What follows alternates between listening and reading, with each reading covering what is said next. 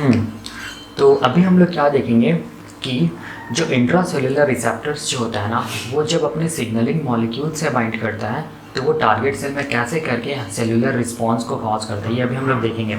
ठीक है, इससे पहले हम लोगों ने देखा था कि इंट्रासेल्युलर रिसेप्टर्स क्या होता है और कौन कौन ऐसा सिग्नलिंग मॉलिक्यूल्स होता है जो इंट्रासेल्युलर रिसेप्टर्स मतलब cytosolic receptors and nucleoplasmic receptor से बाइंड कर सकता है, ये हम लोगों ने इससे पहले देखा। ठीक है, तो बार बार मैं यहाँ पर वर्ड यूज़ कर रहा हूँ कि जब भी कभी सिग्नलिंग मॉलिक्यूल्स अपने रिसेप्टर से जुड़ता है तो क्या होता है, वो सेलुलर रिस्पॉन्स को कॉज करता है। तो बीच में ऐसा क्या होता है जिसके थ्रू हम लोग बोलेंगे वो सेलुलर रिस्पॉन्स को कॉज करता है, तो ये अभी हम लोग देखेंगे। ठीक है ना, तो देखो देखने से पहले कुछ कुछ चीज़ जानना पड़ेगा। जैसे कि हम लोग क्या जानते हैं ना, हम लोग ये जानते हैं कि जो रिसेप्टर होता है वो दो टाइप का होता है ना, एक को बोलते हैं हम लोग इंट्रा सेल्यूलर रिसेप्टर या न्यूक्लियर रिसेप्टर सुपर फैमिली, ये होता है। दूसरा जो रिसेप्टर क्या था वो सेल सरफेस रिसेप्टर्स, यही हम लोग जानते हैं। ठीक है, ये रिसेप्टर्स का क्लासिफिकेशन होता है on the basis of their location. तो याद रखना, देखो जब भी कभी भी हम लोग बोलेंगे, जब भी कभी भी सिग्नलिंग मॉलिक्यूल्स जो होगा, ठीक है, जब भी कभी भी सिग्नलिंग मॉलिक्यूल्स जो होगा, अगर वो हम लोग बोलेंगे इंट्रासेल्युलर रिसेप्टर से जुड़ेगा, ठीक है, अगर वो इंट्रासेल्युलर रिसेप्टर से जुड़ता है या हम लोग बोलेंगे न्यूक्लियर रिसेप्टर सुपर फैमिली से जुड़ता है, तो याद रखना इसका जो प्राइमरी जो इफेक्ट होगा जुड़ने के बाद, जो प्राइमरी इफेक्ट होगा, मैं यहाँ पर लिख रहा हूँ प्राइमरी इफेक्ट, जैसे ही जुड़ा उसके बाद का मैं बता रहा हूँ प्राइमरी इफेक्ट क्या होगा। हम लोग बोलेंगे ये कैसे करके सेलुलर रिस्पॉन्स को कराएगा, तो हम लोग बोलेंगे न्यूक्लियर ट्रांसक्रिप्शन मेथड के थ्रू क्या कराएगा, ये सेलुलर रिस्पॉन्स को कराएगा। या फिर इसको हम लोग बोल सकते हैं कैसे करके सेलुलर रिस्पॉन्स को कराएगा, तो जीन को एक्सप्रेस करा के, टारगेट सेल का जो जीन होता है उसको एक्सप्रेस करा के ये क्या कराएगा, हम लोग बोलेंगे सेल्यूलर रिस्पॉन्स को कॉज करता है। कौन? इंट्रासेल्युलर रिसेप्टर, चाहे वो साइटोसोलिक रिसेप्टर हो, चाहे वो क्या कौन सा रिसेप्टर हो, न्यूक्लियोप्लाज्मिक रिसेप्टर हो। जैसे ही सिग्नल मॉलिक्यूल्स जुड़ेगा तो प्राइमरी इफेक्ट क्या होगा कि वो क्या कराएगा, हम लोग बोलेंगे न्यूक्लियर ट्रांसक्रिप्शन या जीन एक्सप्रेशन कराएगा टारगेट सेल में, और हम लोग बोलेंगे तब जाके सेलुलर रिस्पॉन्स होगा किसमें, टारगेट सेल में। ठीक है, तो ये हो गया प्राइमरी इफेक्ट। तो अब क्वेश्चन आता है, ये तो चलो इंट्रासेल्युलर रिसेप्टर्स के बारे में था। अगर हम लोग बात करेंगे सेल सरफेस रिसेप्टर, तो जब भी हम लोग बोलेंगे कि जो सिग्नलिंग मॉलिक्यूल्स जो होता है सेल सरफेस रिसेप्टर्स का, ये जो लाइगेंड होता है, अगर वो लाइगेंड या सिग्नलिंग मॉलिक्यूल्स हम लोग बोलेंगे सेल सरफेस रिसेप्टर से जुड़ेगा तो क्या होगा, हम लोग बोलेंगे तो प्राइमरी इफेक्ट क्या होगा, जुड़ने के बाद क्या होगा, तो जुड़ने के बाद याद रखना क्या बनेगा, हम लोग बोलेंगे एक नया मॉलिक्यूल बनेगा जिसको हम लोग बोलते हैं सेकेंड मैसेंजर। ठीक है, या फिर हम लोग बोलेंगे क्या बन सकता है, हम लोग बोलेंगे क्या होगा, एक्टिवेशन हो सकता है, क्या चीज का, एक्टिवेशन ऑफ एंजाइम्स। ठीक है, ठीक है ना। अब ये क्या कराएगा, हम लोग बोलेंगे ये क्या कराएगा, न्यूक्लियर ट्रांसक्रिप्शन भी करा सकता है। ठीक है, ये न्यूक्लियर ट्रांसक्रिप्शन भी करा सकता है, और हम लोग बोलेंगे न्यूक्लियर ट्रांसक्रिप्शन नहीं भी करा सकता है, और हम लोग बोलेंगे क्या होगा, तब जाके टारगेट सेल में क्या होगा, सेल्यूलर रिस्पॉन्स होगा।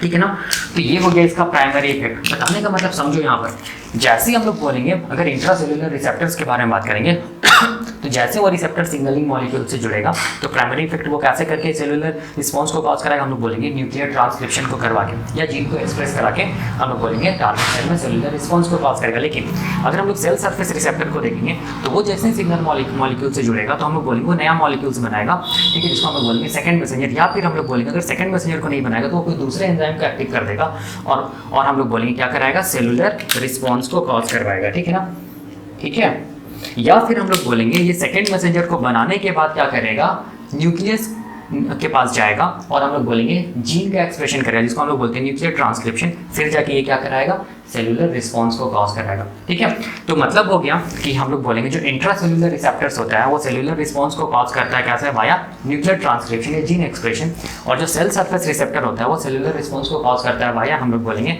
एक्टिवेशन ऑफ एंजाइम, या फिर हम लोग बोलेंगे सेकेंड मैसेंजर को बनाने के बाद न्यूक्लियर ट्रांसक्रिप्शन करता है, उसके बाद क्या कराता है, सेलुलर रिस्पॉन्स को कॉज करता है।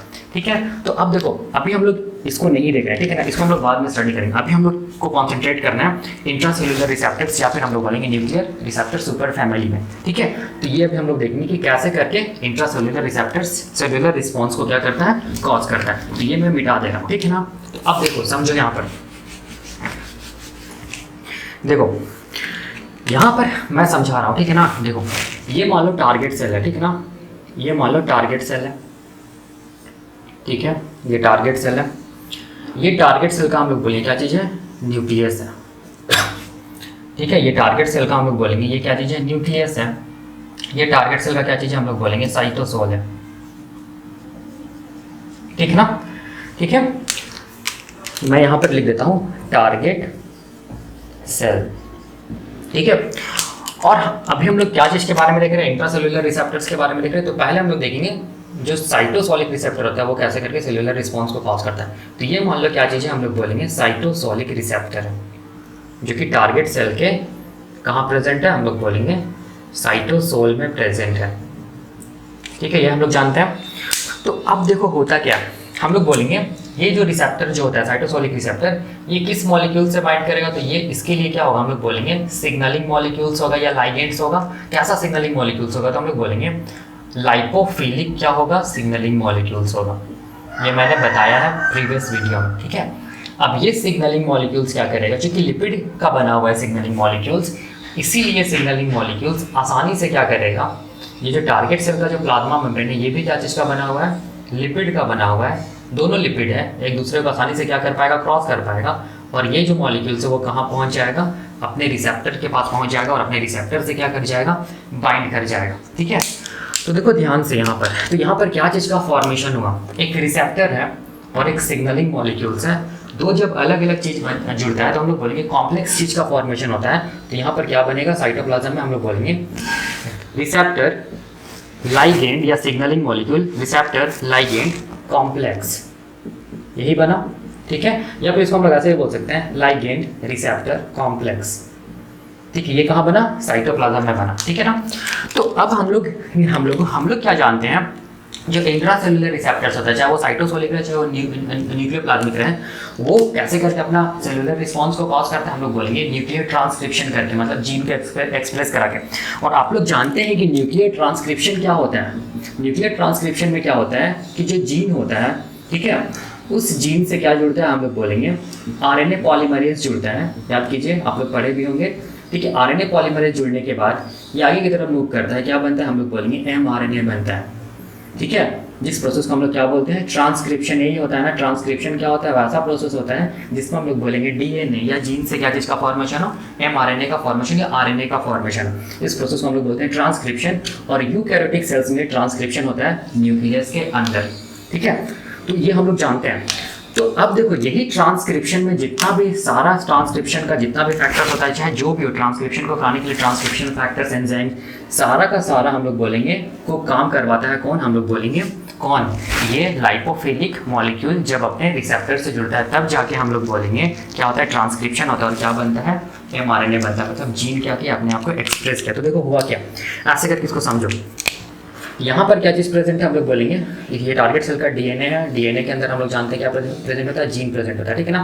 तो ये मान लो क्या चीज़, हम लोग बोलेंगे जीन है। ये मान लो क्या चीज़, हम लोग बोलेंगे जीन है, ठीक है। तो अब क्या होगा, जीन में भी हम लोग बोलेंगे, अगर आप लोग पढ़े होंगे तो जीन में भी क्या होता है, हम लोग बोलेंगे 3 एरिया होता है। एक को बोलते हैं प्रोमोटर एरिया, स्ट्रक्चरल एरिया और टर्मिनेटेड एरिया, ठीक है। मैं ये सब बताऊंगा जब हम लोग ट्रांसक्रिप्शन पढ़ेंगे, ठीक है ना, उस टाइम पे। तो अभी देखो, अभी हमको क्या करना है, ये जो रिसेप्टर जो होता है साइटोसोलिक रिसेप्टर, जब वो अपने लाइगेंड से जुड़ा तो एक कॉम्प्लेक्स बन गया, दो अलग अलग मॉलिक्यूल जुड़ जाता है ना, तो एक नया मॉलिक्यूल बनता है, इसको कॉम्प्लेक्स बोलते हैं। तो क्या बोलेंगे हम लोग, रिसेप्टर लाइगेंड कॉम्प्लेक्स, या फिर हम लोग बोलेंगे लाइगेंड रिसेप्टर कॉम्प्लेक्स बन गया। तो अब ये कहाँ बना, साइटोसोल में बना ना। तो अब ये साइटोसोल में बनने के बाद हम लोग बोलेंगे कहाँ आएगा, न्यूक्लियस को क्रॉस करेगा, न्यूक्लियर पोर के थ्रू ये जो है लाइगेंड रिसेप्टर कॉम्प्लेक्स, वो हम लोग बोलेंगे जीन से जुड़ जाएगा। ऐसे करके जीन से क्या होगा, हम लोग बोलेंगे जुड़ जाएगा, ठीक है। ऐसे करके देखो,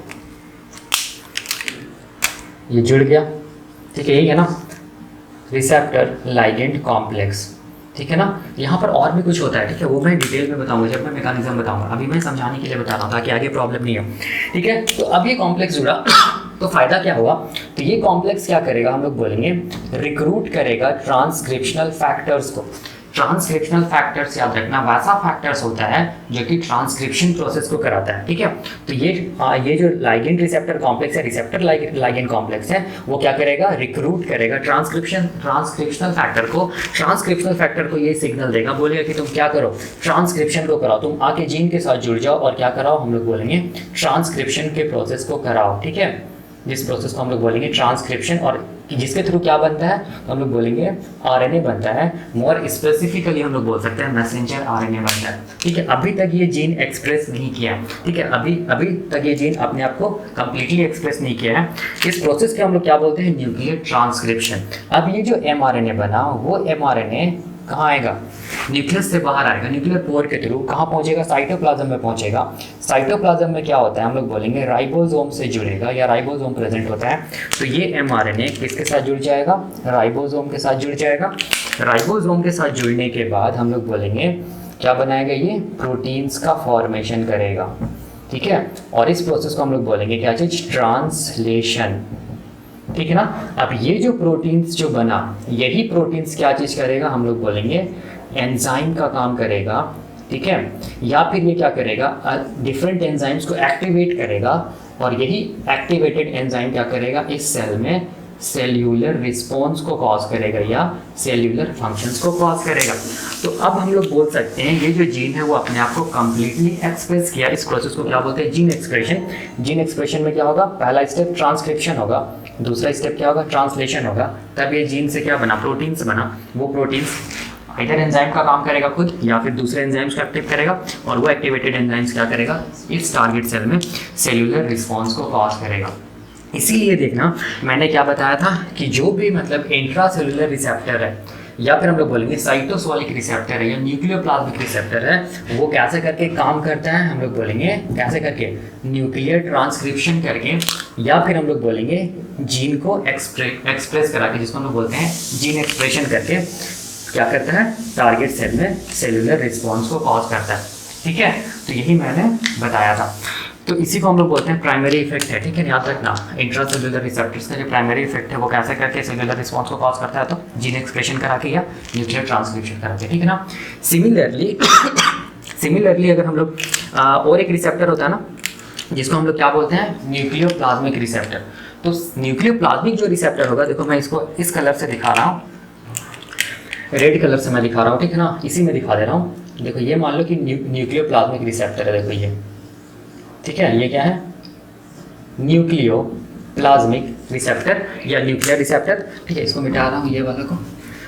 तो अब देखो ये भी हम लोग बोलेंगे कि क्या चीज़ है, क्योंकि इंट्रासेलुलर रिसेप्टर है, या हम लोग बोलेंगे न्यूक्लियर रिसेप्टर सुपर फैमिली। इसका मतलब ये भी अपना जो सेलुलर रिस्पॉन्स जो होता है टारगेट सेल में, उसको कैसे करके करवाएगा, आइदर न्यूक्लियर ट्रांसक्रिप्शन, या फिर हम लोग इसको दूसरे वर्ड में क्या बोल सकते हैं, जीन एक्सप्रेशन करके क्या कराएगा, ये भी रिसेप्टर सेलुलर रिस्पॉन्स को कॉज करवाएगा। लेकिन ये तब तक अब सेलुलर रिस्पॉन्स को कॉज नहीं कर पाएगा रिसेप्टर, जब तक कि ये अपने सिग्नलिंग मॉलिक्यूल्स से नहीं जुड़ जाए, ठीक है। तो इसके लिए जो सिग्नलिंग मॉलिक्यूल्स होता है, हम लोग जानते हैं, इसके लिए जो सिग्नलिंग मॉलिक्यूल्स जो होता है, ठीक है, जो कि क्या सिग्नलिंग मॉलिक्यूल्स है, जो कि कैसा इन नेचर था, याद करो मैंने बताया था, नॉन स्टेरॉइड ये होता है, नॉन स्टेरॉइड मॉलिक्यूल्स होता है, याद कीजिए मैंने बताया था। या फिर इसको हम लोग बोल सकते हैं क्या चीज, डेरिवेटिव ऑफ क्या चीज, एमिनो एसिड्स। मतलब कैसा इन नेचर होगा, ये हाइड्रोफिलिक इन नेचर होगा, ठीक है। इसका एग्जांपल क्या था, हम लोग बोलेंगे थायराइड हार्मोन, ठीक है। या फिर हम लोग बोलेंगे क्या क्या और भी था, देख लेना, डेरिवेटिव ऑफ क्या चीज, विटामिन ए, ये सब। तो अब देखिए जो सिग्नलिंग मॉलिक्यूल है, ये हाइड्रोफिलिक होने के बाद भी हम लोग बोलेंगे क्या करेगा, plasma membrane of the target cell को क्रॉस करेगा। आप लोग के दिमाग में क्वेश्चन आ सकता है, ये लिपिड का बना हुआ प्लाज्मा मेम्ब्रेन और ये हाइड्रोफिलिक सिग्नलिंग मॉलिक्यूल है, कैसे करके क्रॉस कर जाएगा। तो याद देखिए इसका जो साइज जो होता है ना, वो बहुत ही माइन्यूट होता है, बहुत स्मॉल होता है, जिसके कारण ये क्या कर सकता है, प्लाज्मा मेम्ब्रेन को क्रॉस कर सकता है टारगेट सेल का। और साइटोसोल में पहुंचने के बाद फिर न्यूक्लियर पोर के थ्रू ये कहाँ पहुंच जाएगा, ये सिग्नलिंग मॉलिक्यूल हम लोग बोलेंगे न्यूक्लियस के अंदर। तो न्यूक्लियस के अंदर क्या प्रेजेंट है, इस सिग्नलिंग मॉलिक्यूल का न्यूक्लियर रिसेप्टर या न्यूक्लियर प्लाज्मिक रिसेप्टर। जैसे ही अपने रिसेप्टर से जुड़ेगा तो देखो यहाँ पर भी एक कॉम्प्लेक्स बनेगा, यहाँ पर और एक कुछ होता है जो मैं बताऊंगा, अभी बस इतना जानो कि ये जो कॉम्प्लेक्स बना ये भी कॉम्प्लेक्स हम लोग बोलेंगे जीन से जुड़ेगा। ठीक है, जीन से जुड़ने के बाद क्या कराएगा, हम लोग बोलेंगे रिक्रूट कराएगा किसको, ट्रांसक्रिप्शनल फैक्टर्स को, जिसके कारण ये जीन क्या करेगा, ट्रांसक्रिप्शन करेगा, एमआरएनए बनाएगा, एमआरएनए फिर न्यूक्लियस से बाहर आएगा, राइबोसोम से जुड़ेगा, ट्रांसलेशन करेगा, प्रोटीन्स बनाएगा, वो प्रोटीन्स आइदर बहुत सारा एंजाइम्स को एक्टिव करेगा या ये खुद एंजाइम्स का काम करेगा और क्या कराएगा, हम लोग बोलेंगे टारगेट सेल में सेल्यूलर रिस्पॉन्स को कॉज करवाएगा। ठीक है, तो ऐसे करके हम लोग बोलेंगे कि क्या होता है, जो इंट्रासेल्युलर रिसेप्टर्स जो होता है वो टारगेट सेल में सेल्यूलर रिस्पॉन्स को कॉज करता है। ठीक है, यहाँ पर और भी मैकेनिज्म होता है यहाँ पर, ठीक है ना, वो मैं बताऊंगा। ठीक है, जब हम लोग मैकेनिज्म देखेंगे, मोड ऑफ एक्शन देखेंगे, ठीक है ना, स्टेरॉयड हार्मोन्स का को तो मैं बताऊंगा इसको, अभी बस इतना जानो। ठीक है ना, तो ऐसे करके हम लोग बोलेंगे जो इंट्रासेल्युलर रिसेप्टर्स होता है वो cellular response in target cell में करवाता है। ठीक है, तो यहाँ पर बताने का कंक्लूजन क्या हो गया, अगर इंट्रासेल्युलर रिसेप्टर्स है या हम लोग बोलेंगे न्यूक्लियर रिसेप्टर सुपर फैमिली है, तो वो हम लोग बोलेंगे कैसे करके काम करेगा, उसका प्राइमरी इफेक्ट क्या चीज़ है, न्यूक्लियर ट्रांसक्रिप्शन या जीन एक्सप्रेशन करवा के ये क्या कराएगा, टारगेट सेल में सेलुलर रिस्पॉन्स को कॉज कराएगा। लेकिन अगर मान लो कि रिसेप्टर सेल सरफेस है तो सेल सरफेस रिसेप्टर याद रखना उसका प्राइमरी इफेक्ट क्या होता है, वो सेकेंड मैसेंजर को बनाएगा या फिर वो क्या करेगा, कोई दूसरा एंजाइम्स को एक्टिव करेगा। ठीक है, और वो एक्टिवेटेड एंजाइम्स आइदर क्या करेगा, सेलुलर रिस्पॉन्स कॉज कराएगा टारगेट सेल में या फिर हम लोग बोलेंगे जो सेकंड मैसेंजर है वो उसके बाद क्या करेगा, न्यूक्लियस के अंदर जाएगा, न्यूक्लियर ट्रांसक्रिप्शन करेगा और क्या कराएगा, हम लोग बोलेंगे ये सेल में सेलुलर रिस्पॉन्स को कॉज करवाएगा। ठीक है, तो वो तो बाद का बात है, वो हम लोग देखेंगे जब हम लोग सेल सरफेस रिसेप्टर्स पढ़ेंगे तब। अभी बस इतना जानो। ठीक है ना। हाँ, तो देखो और एक चीज़ मैं यहाँ पर बताना चाहता हूँ, अभी बता देता हूँ। देखो एक टर्म आता है बार बार जिसको हम लोग बोलते हैं ऑर्फेन रिसेप्टर्स। ठीक है ना, एक टर्म आएगा जिसको हम लोग क्या बोलेंगे, ऑर्फेन रिसेप्टर्स, ऑर्फेन रिसेप्टर्स। ठीक है, तो ये क्या होता है, ठीक है ना। हाँ, देखो याद रखना ऑर्फेन रिसेप्टर्स कैसा रिसेप्टर्स होता है, तो याद रखना ऑर्फेन रिसेप्टर्स भी कैसा रिसेप्टर्स होता है, हम लोग बोलेंगे इंट्रा सेल्यूलर रिसेप्टर्स होता है या हम लोग बोलेंगे न्यूक्लियर रिसेप्टर सुपर फैमिली से बिलोंग करता है। ठीक है, जो कि हम लोग बोलेंगे कहाँ प्रेजेंट होगा, टारगेट सेल में प्रेजेंट होगा। लेकिन ये रिसेप्टर्स का अभी तक हम लोग बोलेंगे कोई भी नेचुरल लाइगेंड जो होता है या सिग्नलिंग मॉलिक्यूल्स जो होता है उसको नहीं आइडेंटिफाई किया गया है। ठीक है, तो वैसा रिसेप्टर, ठीक है ना, जो हम लोग बोलेंगे इंट्रासेलुलर रिसेप्टर से बिलोंग करता है या फिर हम लोग बोलेंगे न्यूक्लियर रिसेप्टर सुपर फैमिली से बिलोंग करता है, लेकिन अभी तक उसका क्या चीज़ ये आइडेंटिफाई नहीं किया गया है। अभी तक उसका जो नेचुरल लाइगेंड या जो सिग्नलिंग मॉलिक्यूल्स हैं उसको अभी तक आइडेंटिफाई नहीं किया गया है। वैसे रिसेप्टर्स को हम लोग क्या बोलते हैं, ऑर्फेन रिसेप्टर्स। तो बताने का मतलब देखो क्या चीज़ है, इसको मैं मिटा रहा हूँ।